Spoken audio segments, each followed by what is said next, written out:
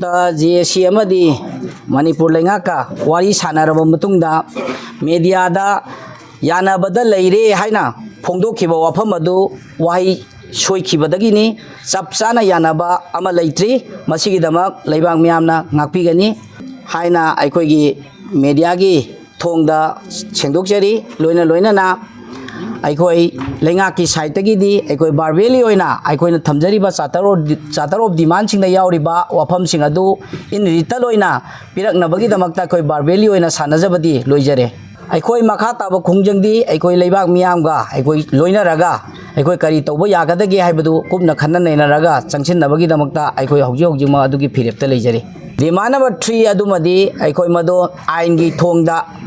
makoina madu kitang phongdokpa yadaba thabak oina pangthokpada aingi kitang yadaba leibana maram oibana madumadi kitang khana ningai oi adu tawbatu aikoi darkar oiba sing adudi aikoi प्रजा सिंगी खलगा अखोई तौगे हाइबा मखोई insurance थम्बिरे अखोई मखोई family victim family सिंगदगी नोमनिनी तंग अखोई मतम पीबियु हाइरकपदु अखोई JAC गा सोई कुबना वारी सानरगा अखोई नोमनिनी सिदा अखोई मतमदो अखोई लौजरगा अखोई लापनी सलेंगा का अमुक हना सिगी टाइमिंग दा सिगी मतमदा सानसे हाइबा अखोई ngasi बाव अखोई पाव फाउनबा लेते फोंदोरकपा लेते अखोई विक्टिम फैमिली सिंगदगी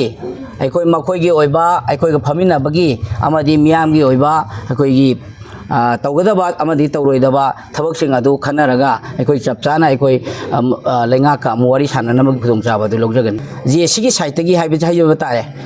JAC सिना अखोइना सेमजबा मतमदा पब्लिक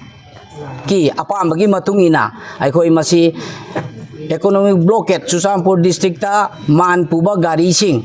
अखोई अथिंग थम्बना तना अतई अखोई थुदोंना अखोई मदुगी मतंगदा अखोई खनगिबदी लेते अखोई JAC ना सुम मदुगी रिस्क तो अखोई लौजदे सेमीबा अमु कोऑपरेशन प्रजा के कोऑपरेशन दुगी मतुंगिना JAC ना चलबसु चटकनी अदुगा करिगुंबा